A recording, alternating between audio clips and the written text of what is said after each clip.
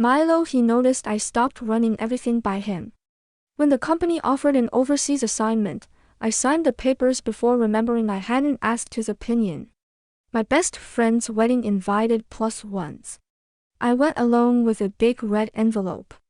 Even when I needed surgery, I booked the clinic and bed by myself.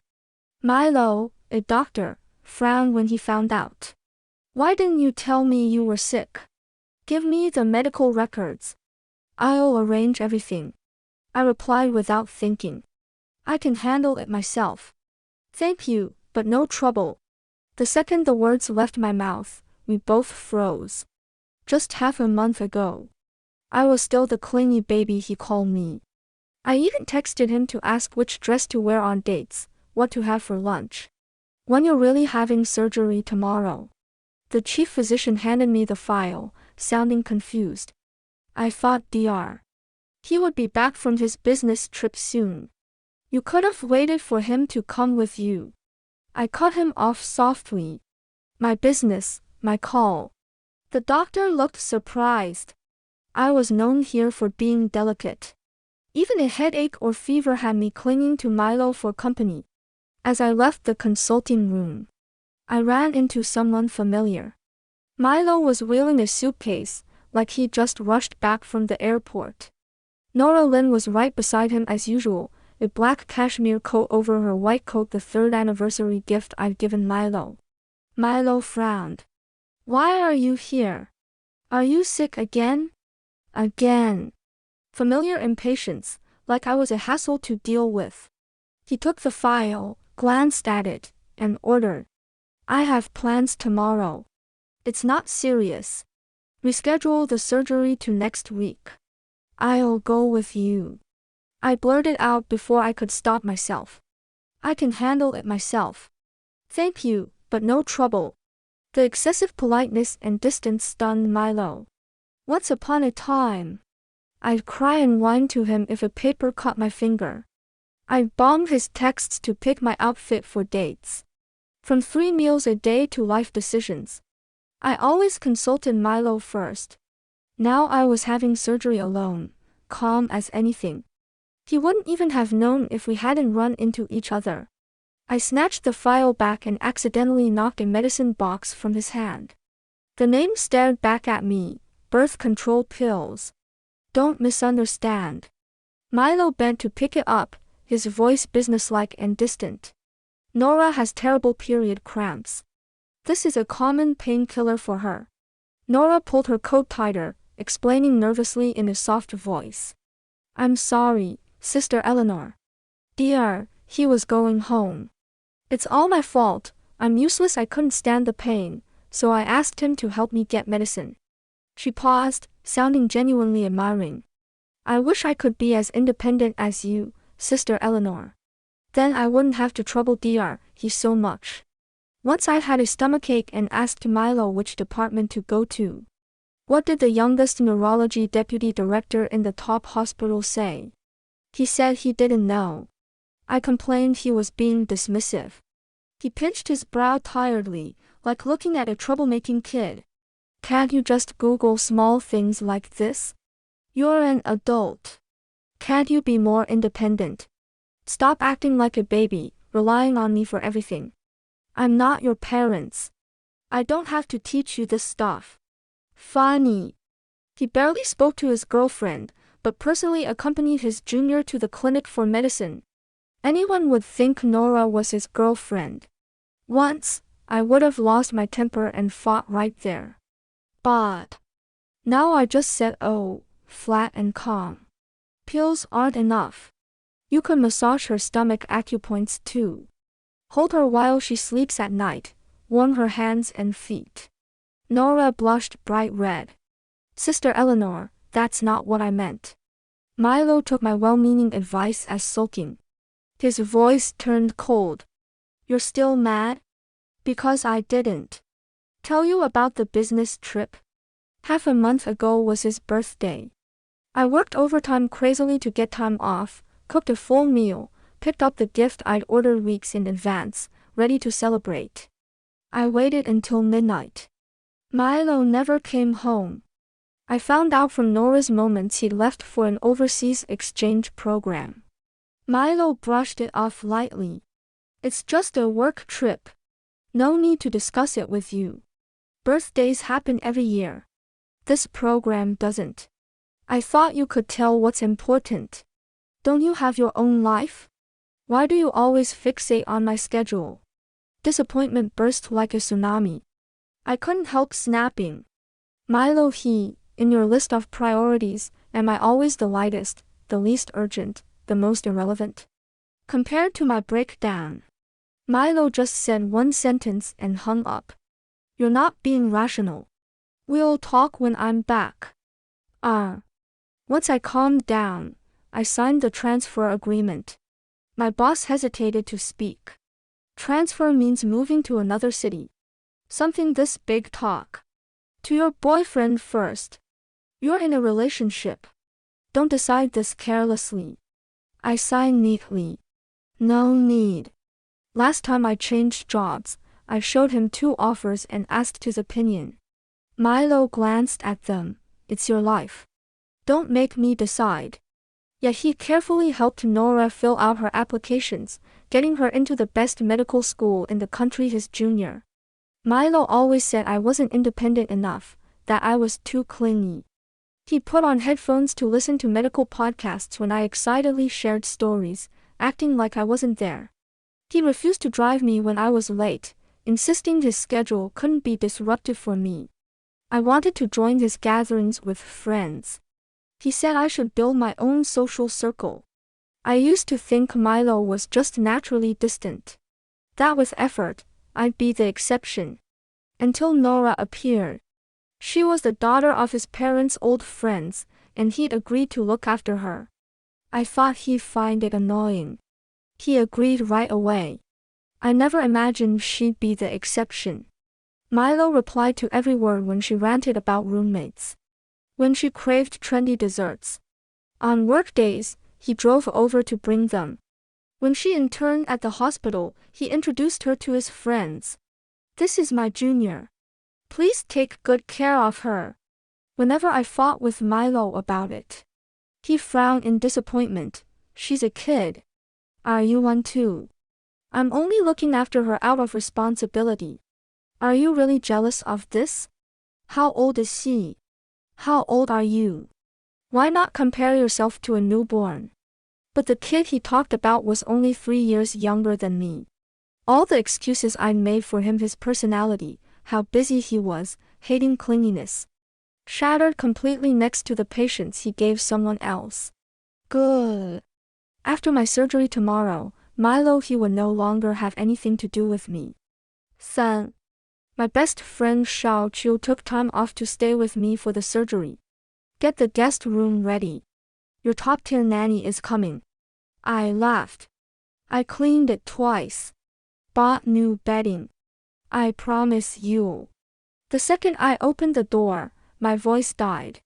The brand new bedding I'd carefully prepared was crumpled on the floor. The guest room was stuffed with strange things. A half-height teddy bear lay on the bed. It was a blatant claim of ownership. The door opened again. A soft laugh floated over. Dear he, thanks for taking me to that restaurant. It was really good. My bad mood from being left out by roommates is totally cured by dessert. Milo saw me and explained flatly. Nora had a fight with her roommates and can't stay in the dorm. She's moving out. Haven't found a place yet. She's staying in the guest room temporarily. I sneered. Milo, I told you a week ago that Xiao Qiu was coming to stay. Milo froze. That split-second expression said everything. He'd forgotten. When I'd asked him before, he'd sounded annoyed. Decide small things like this yourself. Don't ask me about everything. It's annoying. Milo pressed his lips together, his voice lower. Sorry. He held up a dessert bag, softening his tone. Like coaxing a tantrum child. The restaurant I went to today is your style.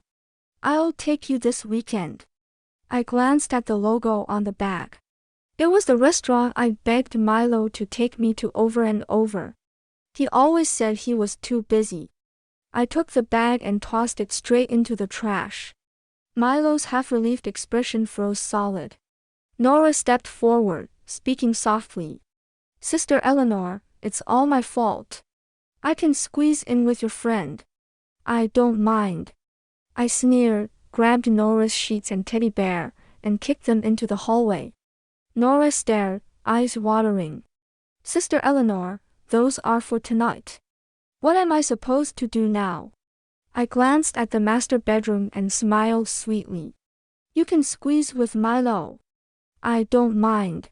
Nora blushed furiously. Sister Eleanor, just say you don't want me here. Why humiliate me? She acted as if deeply insulted, eyes red, and ran off. Milo didn't chase her. He frowned at me. Eleanor, she's always clumsy, a bit childish. She didn't mean to mess up your things. If you don't want her here, just say so. I can book her a hotel. No need to pick on her twice. My smile faded. This is our home. If you bring someone else in, shouldn't you discuss it with me first? Milo frowned deeper, like I was being unreasonable. Nora was isolated at school. She's really upset. I thought you'd at least have some sympathy. All you care about is that I didn't ask you first. Besides, she's only staying 2 days.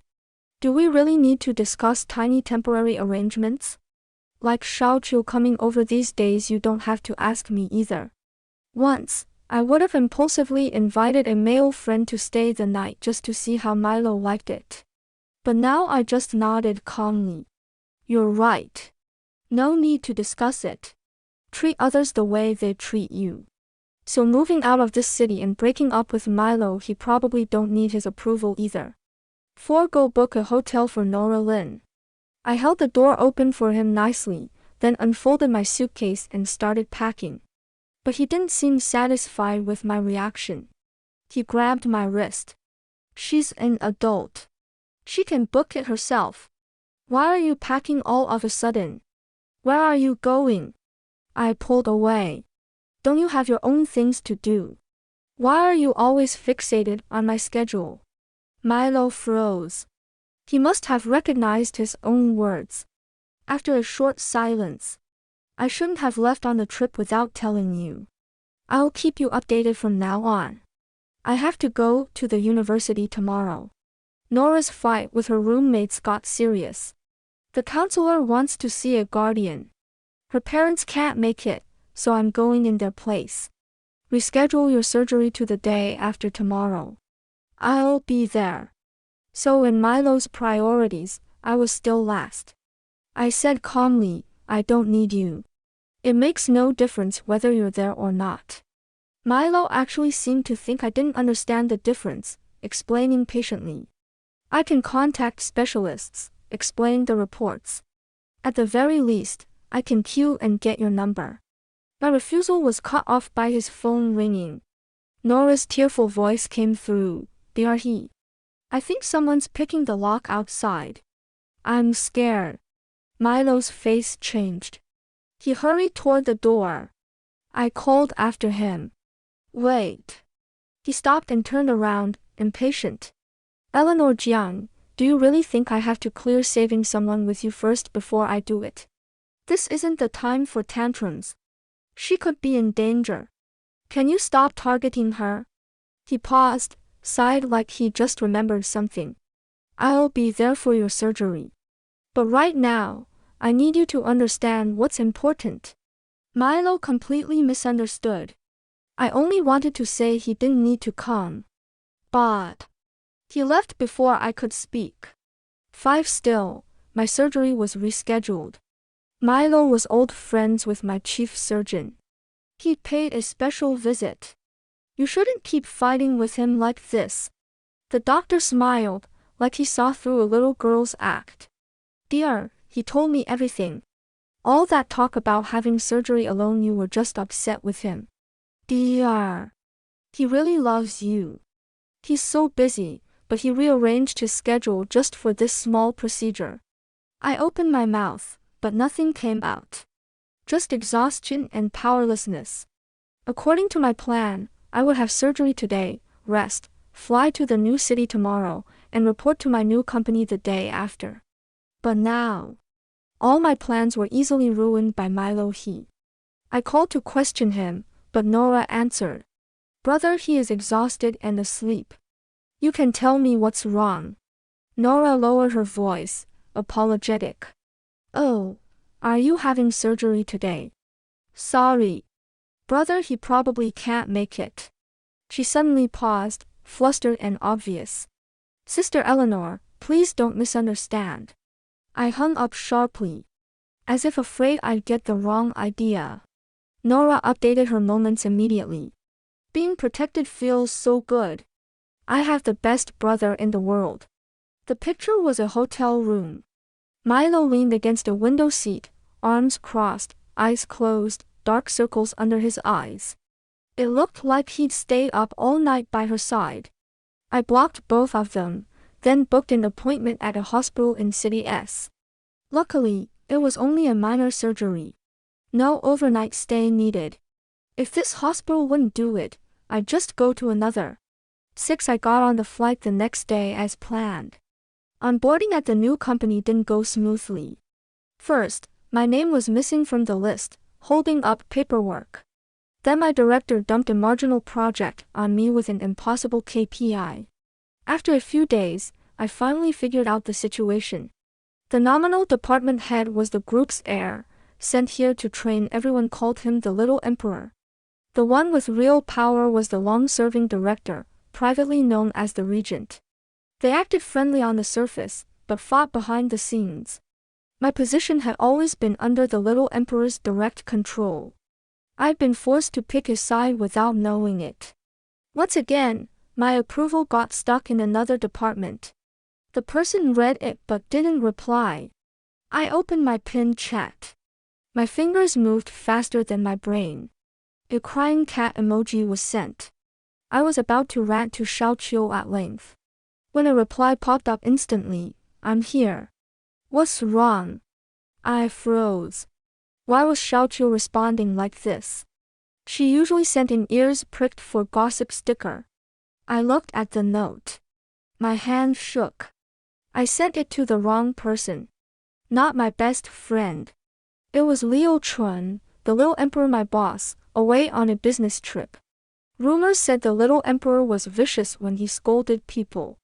He had a face worth 6 figures for commercial shoots, but wore a cold scowl all the time, like the world owed him a slap.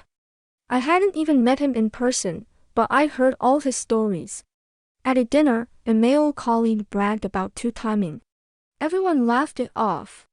Leo said coldly, "You're proud being used for free." In a department meeting, an old-timer rambled about being yourself like the young people. Leo cut him off, voice icy, "Be less yourself and more of a decent person." When someone from the regent's side made a stupid mistake, he mocked publicly. Must be nice being born in an easier time. Back in the day, you wouldn't have passed the SLD ultrasound. I was stuck. I never met a boss who replied in milliseconds. No time to unsend. I was hesitating what to say when the other person is typing. Appeared. Then his third message came, just 2 words. Wait for me. Me. 3 hours later. The man who was supposed to be away on business sat in the meeting room. A black suitcase stood by his chair. He looked up at the sound. Strands of hair by his forehead were damp from the first snow outside. His gaze landed on me. What trouble are you having? The rumors weren't exaggerated. Liu Chen really had a face that could make overtime forgivable. But he wasn't as cold or sharp-tongued as people said. He was almost gentle. After I explained, I sent the message to the wrong person. Leo smiled thinly. You didn't send your salary to the wrong person, though. Okay. The rumors were right. I took the chance to explain the stock approval. Unexpectedly, I got a one-on-one career coaching session. The approval stopped for days went through in milliseconds after Leo made one call. I sighed in relief. Thanks, Little Emperor died on my tongue. I changed it. Thanks, Mr. Chen. Leo raised an eyebrow, studied me for 2 seconds, then the corner of his mouth lifted very slightly. Eleanor Jiang. You really did forget all about me, didn't you? Qi. On the way home from work, I dug through my memory, trying to place Leo Chen. Nothing. My phone vibrated. I answered absent-mindedly. Milo's angry voice came through. Eleanor Jiang. Why didn't you show up for surgery today? I waited all day. I said. Casually, I switched hospitals. Milo sounded more frustrated. Why didn't you discuss it with me? Your closet's empty, your suitcase is gone. Did you go traveling with Xiaoqiu? Why didn't you tell me? I asked calmly. Is something like that really worth discussing? Milo choked. The phrase he'd used to brush me off countless times was thrown back at him. His tone softened, like he was making up. The day after tomorrow, I have a friend gathering. +1's invited. You've always wanted to meet my friends, right? I'm busy. Once I wanted to fit into his circle. He called me clingy, said I needed personal space. Now that I was gone, he opened the door voluntarily. Milo didn't expect the rejection. He froze for a second. Why are you always with Xiaoqiu? I'm the one dating you. If you want to travel, shop, watch movies, I can go with you. You don't have to stick to her all the time. I begged him to do couple things with me before. Milo always said he was too busy to wait. But the scenic spot burned down, the clothes sold out, the movie left theaters, and he still never had time. I didn't want to drag up old grudges and argue. I just told him the truth. I transferred to another city. I'm not coming back. The line went dead silent. He could barely process it, speaking slowly. Transfer. When? Eleanor Jiang, something this important, why didn't you tell me? I forgot. Milo clearly didn't buy it. He pressed his fingers to his forehead, frustrated. Why did you become like this? He listed everything like he was making a case. You used to send me 99 messages, telling me everything about your day. You talked to me about everything, big or small. But now, Milo's voice sounded wrong. You disappeared without a word. Blocked me without a word. Moved cities without a word. And me, your boyfriend, your future husband, I'm the last one to know. Eleanor Jiang. Milo said my name like a verdict. Don't you think you've gone too far? I spoke calmly, casually. You told me to stop being a baby clinging to you. You told me I was annoying, to learn to be independent. So I started making my own decisions. I stopped running everything by you. I stopped bothering you. Isn't that what you wanted? I became exactly what you asked for. Why are you not happy now? Milo fell silent. Only his suppressed breathing came through the phone. After a long time, he squeezed out. That's not what I meant. I cut him off. It doesn't matter. I've settled in the new city. I'm not coming back. As for the friend gathering, you can take Nora Lin. She's your sister, she counts as family. Milo started to protest. I didn't give him the chance. I said my last line calmly. One more thing I forgot to discuss with you. I'll inform you now. Milo, we're broken up. I hung up cleanly. Milo called again and again. When I didn't answer, he flooded me with texts. I don't agree to breaking up. You're just sulking because of Nora, a kid. You're not being rational. When you come back, we'll talk. Amid the popping notifications, one special avatar appeared. Little Emperor, crying cat. JPG. It was the exact sticker I'd sent by mistake that day. My fingers froze. I stared at the screen, waiting for my boss to unsend it. 2 minutes passed. Nothing. I waited for him to realize he sent it to the wrong person and explain. Still nothing. Instead, since I didn't reply, Leo Chen tapped me. The little emperor tapped my wallet and stuffed in cash. I remembered him teasing earlier, "You didn't send your salary to the wrong person, though." I cringed. I was about to explain carefully that it wasn't a hint, when Leo sent another message, hinting at me. 1 second later, he sent a bright yellow transfer. 5 figures. Little emperor. Not a mistake. Come with me to a wedding this weekend. My great-granduncle's granddaughter's cousin is getting married. My family will nag me about marriage. I hate it. You're single, right? This is overtime pay. Xiaoqiu's wedding was also on Saturday. My friendship with Xiaoqiu faced its biggest crisis ever. I stared at the zeros, torn. Finally, I stood up to capital. With a guilty conscience, I typed shakily, "Thank you, Mr. Chen. But my best friend is getting married this Saturday. I have to be there." The second I sent it, I could almost hear money flying away and the faint sound of Auld Lang Syne. But on the wedding day, I met someone I never expected. My alarm went off at 5 a.m. This time, it wasn't for morning class, it was Xiaoqiu's wedding. Xiaoqiu still looked like the sleepy girl who could barely stay awake in high school, nodding off. If the makeup artist hadn't been holding her chin, she would have hit the table. I unwrapped a candy and put it in her mouth. Eyes still closed, she knew it was me. Eleanor Jiang. She turned around, smiling brightly at me. "You're here." That smile was exactly the same as when I'd slipped candy into her desk in 11th grade. If she hadn't been wearing a wedding dress, I would have thought we were about to pull out test papers and study. It felt like yesterday we were stressing over math problems.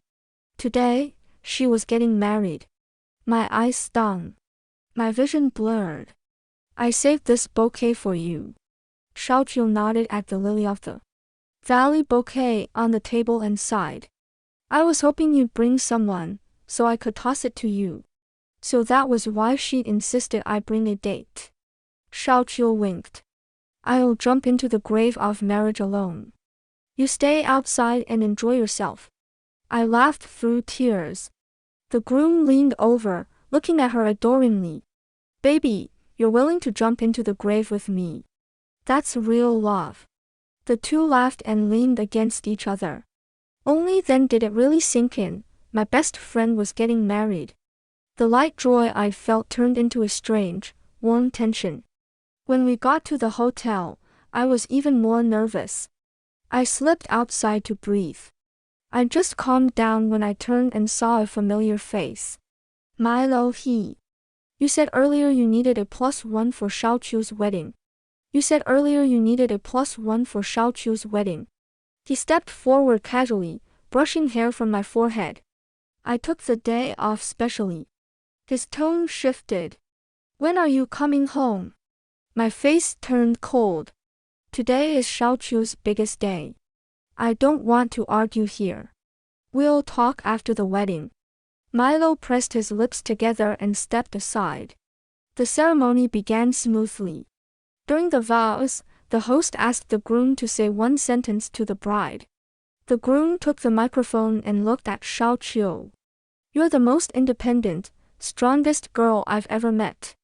You carry everything alone, you handle everything well." His eyes reddened slightly. "But today, I want to make a promise with you. From now on, with me, you don't have to be strong all the time. You can be tired. You can be weak. You can hand your troubles to me. I want to be your port, not just a view you pass by. I want to be needed, wanted, texted often. Sharing is the highest form of romance. I want you to tell me everything, not carry it alone. Every time my phone rings, I hope it's you." The audience erupted in applause. In the crowd, my eyes found Milo He. He leaned against the door, staring blankly at the groom. Then, as if sensing me, our eyes met from far away. Just like the first day of high school. He turned suddenly in the crowd and caught my gaze.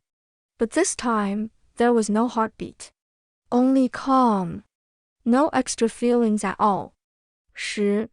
After the ceremony, I changed backstage for the banquet. There was a last-minute seating mistake. I was put at the kids' table. The flower girl leading me over, speaking in a baby voice. My mom says grown-ups here are all single. See.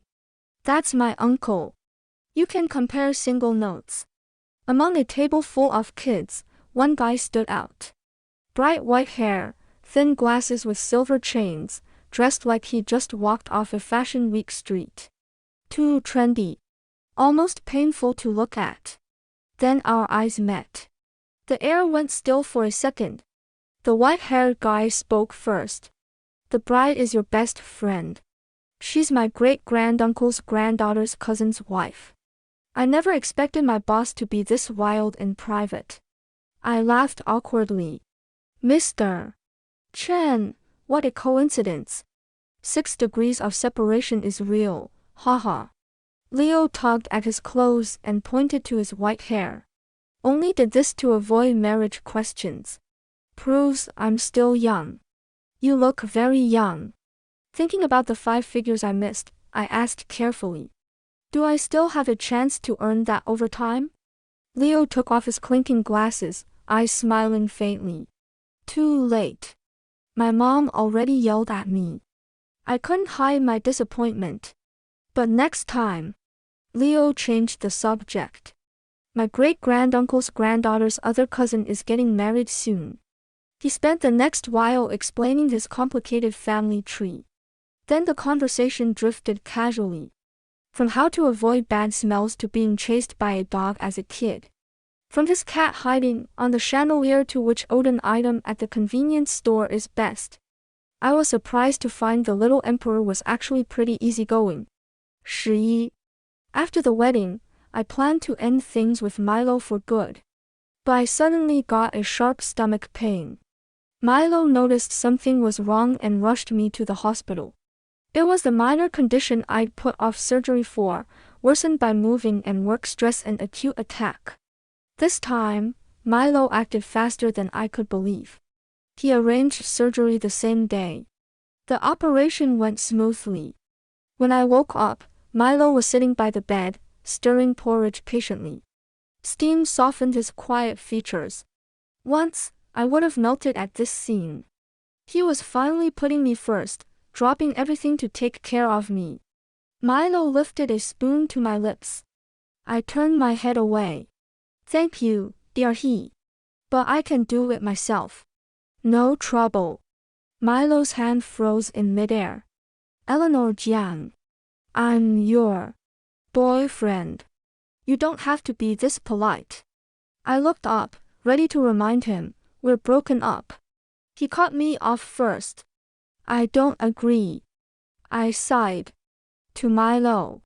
This was a sudden, cold breakup and he hated losing. But to me, it was just the last straw. The thought of breaking up had been born in 100 ignored moments. There was nothing to discuss. Dear he, I don't understand this case. Can you explain it to me?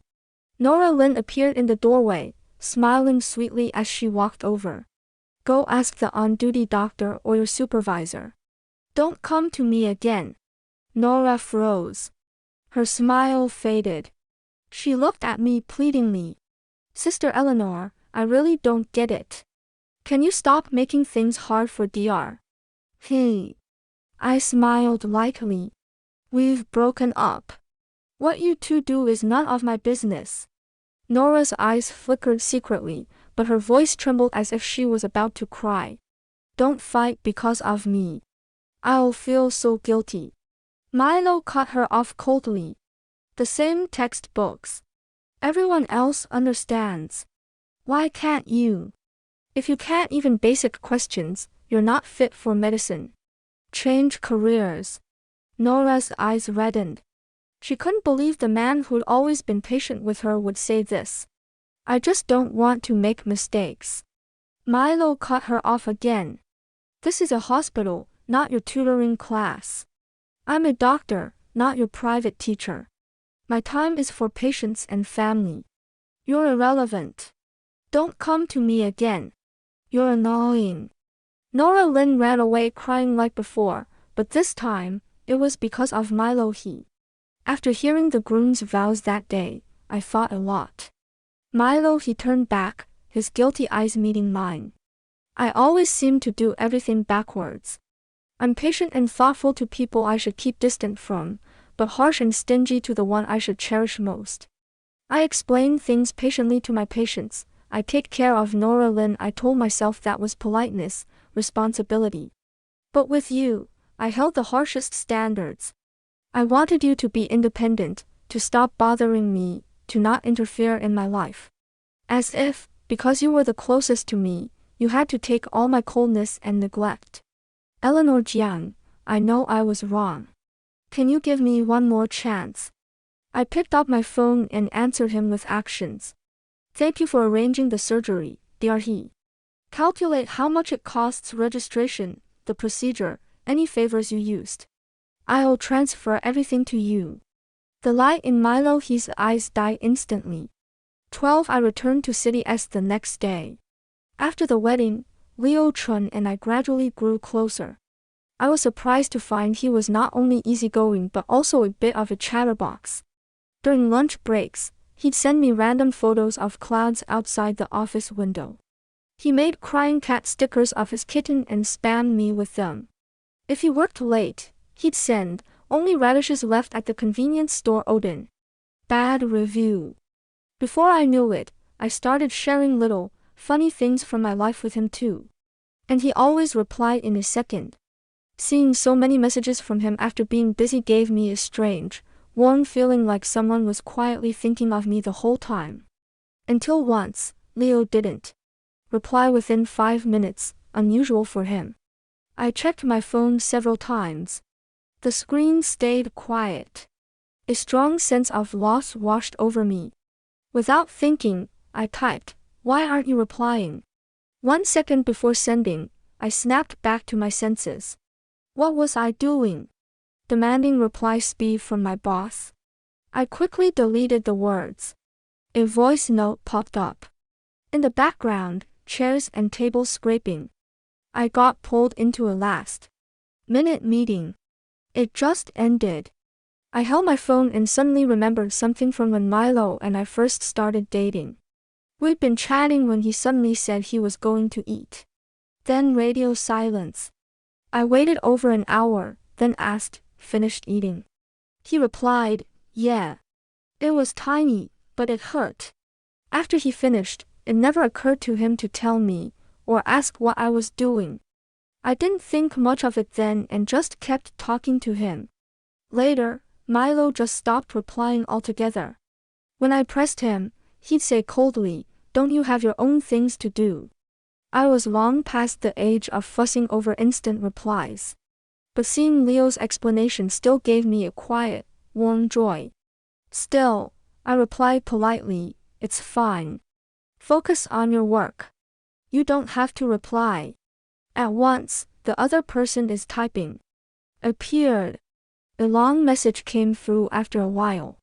Soldiers in World War II had time to write love letters to their lovers. Olympic commentators called their girlfriends during halftime. Band members pause mid-show to reply to their girlfriends. Compared to them, I'm just a normal person. No matter how busy I am, I can spare 2 seconds to reply. So, would you let me be your boyfriend? 13. I left work early to avoid Leo Chun. But I didn't avoid Milo he, who was waiting downstairs with a bouquet. Eleanor Jiang, I want to prove to you I can change. Snowflakes began to drift from the sky. Milo stood under the street lamp, his breath fogging in the cold air. All the things you did for me before, I'll do them now. I'll be the clingy one. I'll ask about your day. I looked at him calmly. You couldn't do it when we were together every day.